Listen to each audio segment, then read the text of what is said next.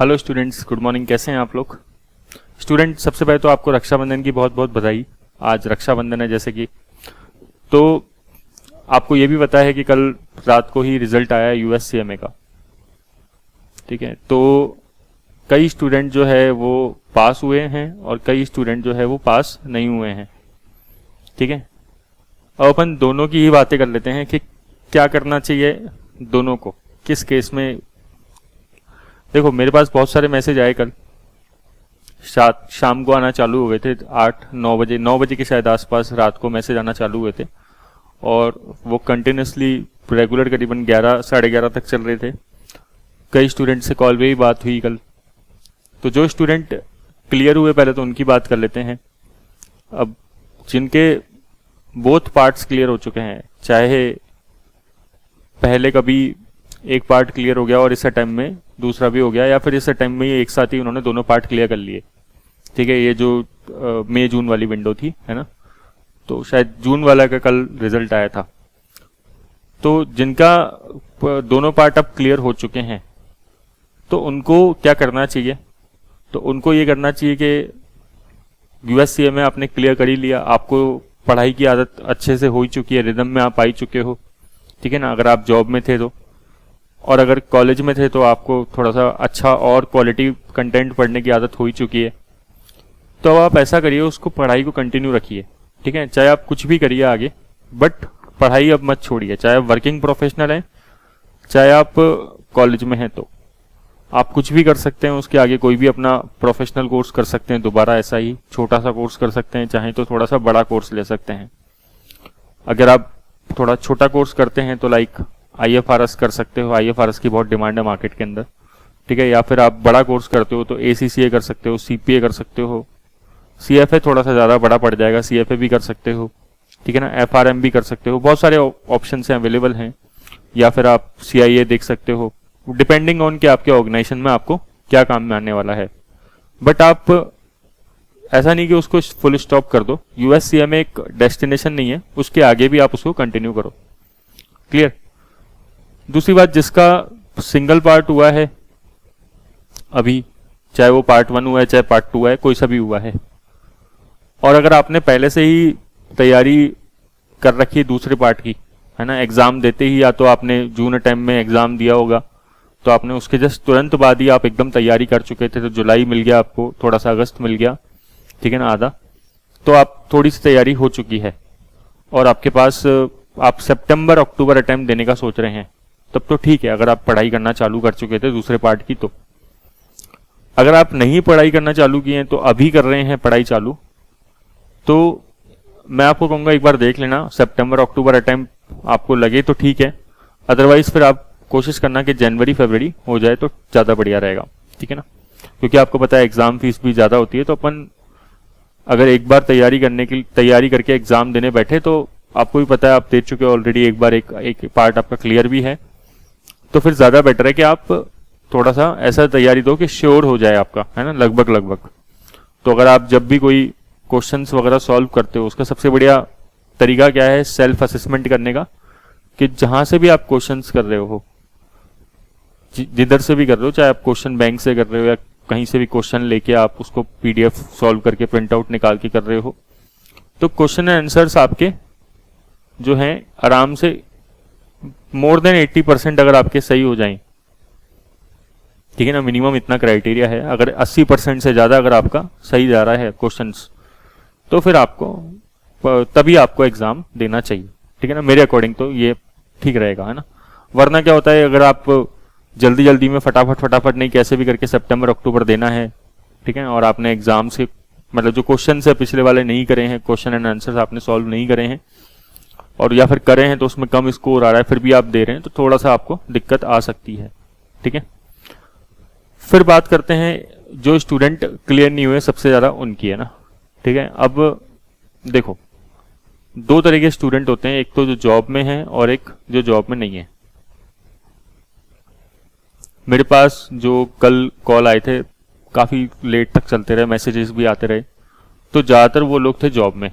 ठीक है, तो जॉब में जो स्टूडेंट्स हैं, अगर वो पढ़ रहे हैं, ठीक है, इतनी, अब जैसे किसी की 30 प्लस एज है, कईयों की 35 प्लस है, कईयों की 40 प्लस भी है, ऐसे भी स्टूडेंट हैं, ठीक है ना।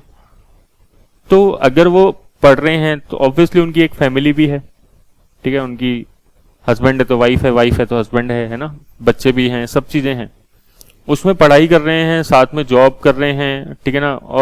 और भी 10 चीज़ें होती है दिमाग के अंदर जब अपन पढ़ते हैं, क्योंकि पूरी सोशल सारे के सारे पॉइंट्स हैं अपने पास, है ना। तो इस एज में पढ़ना भी क्या है, बड़ी बात है। पहली बात तो ये आप ध्यान रखिए, है ना, 35 प्लस, 40 प्लस, 45 प्लस, तो इस एज में पढ़ना भी क्या है, बड़ी बात है। इन सब चीज़ों को आपने सोचा उसको, ठीक है ना। USCMA का एग्जाम, मैं नहीं कह रहा मेरे स्टूडेंट कहीं से भी हों, कहीं से भी आप कर रहे हो, ठीक है, रिस्पेक्टिव, ओपन वीडियो है ये सबके लिए।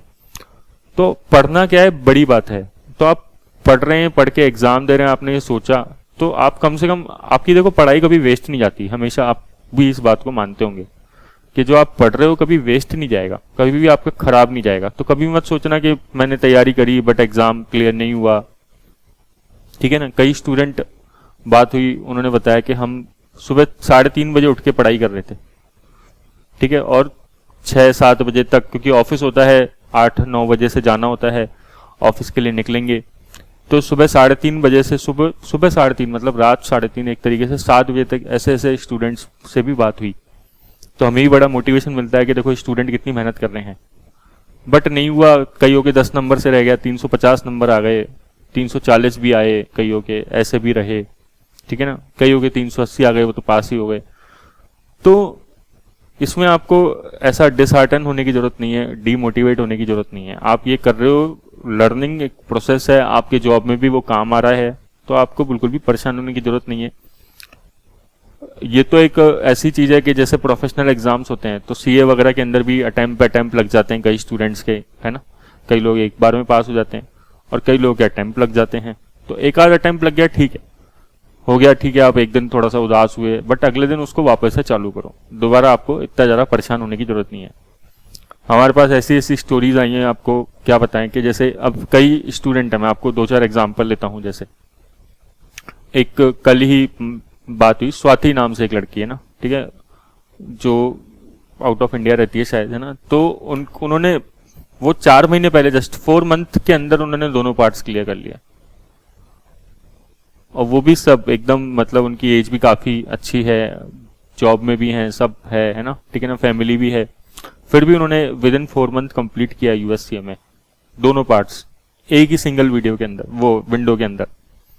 ऐसे मैं आपको बताऊं, एक एग्जाम्पल मेरे को बड़ा हिट करता है, हमेशा बहुत अच्छे लगते हैं भाई, मोटिवेशन मिलता है। जैसे पॉली थॉमस करके एक स्टूडेंट है, तो स्टूडेंट तो क्या बोलूँगा, वो 40 से ज़्यादा एज है उनकी, 45 के आसपास, शायद उससे भी ज़्यादा होगी। तो वो फैमिली है, वही बात बिल्कुल, जॉब में भी हैं, और उन्होंने भी USCMA कंप्लीट किया 1 साल। हालांकि उन्होंने टाइम लिया, लेकिन किया कंप्लीट, है ना, डेडिकेशन के साथ। और ना केवल कंप्लीट किया, उसके बाद वो आगे भी पढ़ाई कर रहे हैं, IFRS का कोर्स कर रहे हैं हालांकि, ठीक है, बट वो आगे ज़ील है उनके अंदर अभी भी पढ़ने की। तो ये मेरे को भी अच्छी बात लगती है कि स्टूडेंट पढ़ रहे हैं। एक स्टूडेंट आए थे अश्विन नाम से, उनका ही बहुत अच्छा लगा मेरे को केस। भाई उन्होंने, अब वो पहले SSB का इंटरव्यू दिया, बट SSB में नहीं हुआ। SSB बहुत वैसे भी टफ इंटरव्यू होता है, आपको पता है, ठीक है ना, बहुत टफ एग्जाम होता है। उन्होंने काफ़ी अपनी एज लगा के 26-27 के अंदर आए, बड़े कंफ्यूज थे कि भाई USCMA करें या नहीं करें, ठीक है, बट फिर भी उन्होंने जैसे तैसे, मैंने कहा कि आप करो, एक बार स्टार्ट तो करो, बट उन्होंने किया। वही बात कि एक एक बार में एक एक पार्ट निकला, ठीक है, और उसके बाद फिर उन्होंने जो है, अब वो फिलहाल CPA कर रहे हैं। CPA जो है वो चालू कर दिया उन्होंने, CPA करना, CPA चालू कर भी दिया, और इवन 2-3 पेपर शायद CPA के उनके क्लियर भी हो गए, ठीक है ना। तो ये एक अपने आप में मोटिवेशन वाली बात है कि भाई स्टार्टिंग में स्टूडेंट जो है कोई और एग्ज़ाम दिया बट नहीं हुआ क्लियर, ठीक है, और उसके बाद एकदम से फिर यहाँ पे आते हैं और USCMA, मतलब यहाँ पे मतलब USCMA करते हैं, USCMA की फील्ड में ज्वाइन करते हैं और उसके बाद क्लियर करते हैं। ऐसे ही एक स्टूडेंट जो है सुरभि का बहुत अच्छा है भाई। सुरभि के भी साथ वही बिल्कुल सेम टू सेम कि ये भी इंडिया के बाहर हैं, और अब फैमिली है साथ में। CA फाइनल के अटेम्प्ट दिए उन्होंने, CA फाइनल के अंदर स्टार्टिंग में नहीं हुआ, कई बार दिए नहीं हुआ, फिर बाद में USCMA किया, USCMA एक बार में निकल गया, टाइम से निकल गया, 6 महीने के अंदर अंदर, कई टाइम से सीए फाइनल नहीं निकल रहा था, और किस्मत देखो कि यूएस सीएमए कंप्लीट हुआ, उसके बाद सीए फाइनल भी हो गया। तो क्या होता है, कई बार अपन को कोई चीज़ हो जाती है तो मोटिवेशन मिल जाता है, फिर दूसरी चीज़ें भी जो अपन से पहले नहीं हो रही थी, कई बार ये भी हो जाता है। तो ऐसे करके मेरे को लगा कि भाई ये सारे एग्जाम्पल्स हैं, ठीक है ना। और कई स्टूडेंट हैं जिनका नहीं हुआ क्लियर, कल मैसेज आए, कॉल आए, जैसे मैंने बताया, रात को 3:30 बजे भी स्टूडेंट 4 बजे भी उठ के पढ़ रहे हैं और नहीं हुआ एक बार में। तो परेशान होने की जरूरत नहीं है आपको।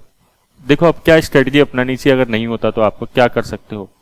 तो उस केस में ना आप देखो, सबसे पहले तो आप जो पढ़ रहे हो, जो क्वेश्चन एंड आंसर्स कर रहे हो, ठीक है ना।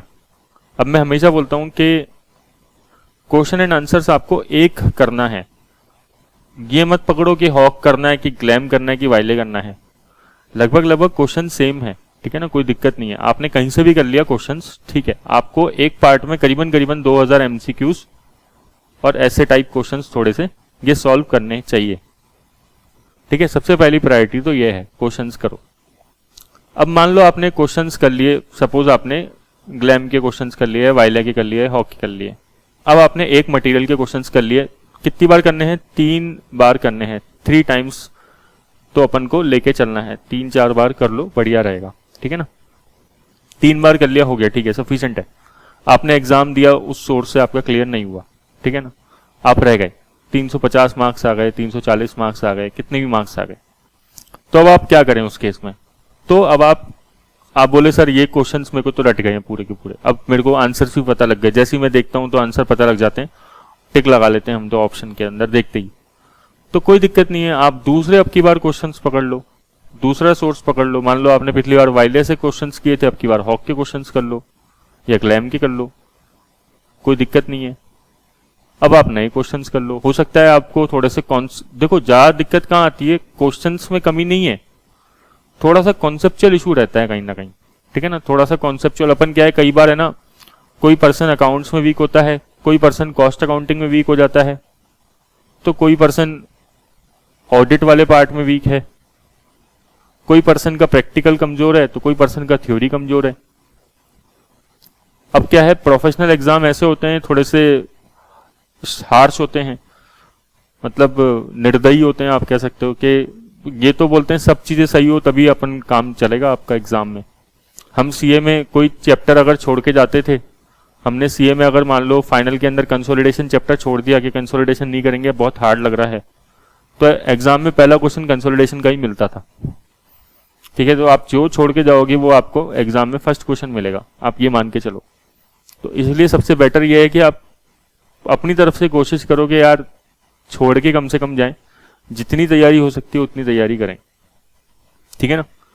और सबसे मेन बात क्या है कि कल जैसे रिजल्ट आया, कईयों के साथ तो बहुत अच्छा हुआ, तो उनका त्योहार तो है ही बढ़िया है, और जिनके साथ नहीं भी हुआ तो उनको परेशान होने की जरूरत नहीं है। आज एंजॉय करो, आराम से त्योहार मनाओ, फेस्टिवल मनाओ, और थोड़ा सा रिलैक्स रहो, और कल से वापस से तैयारी चालू करो उसके बाद, ठीक है ना। और जैसे मैंने बताया आपको कि परेशान होने की जरूरत नहीं है। आप इस एज में सोच रहे हो यूएससीएमए करने का या कोई भी डिग्री, कोई भी क्वालिफिकेशन करने का, तो वो भी क्या है, कम बात नहीं होती है अपने अंदर में, ठीक है।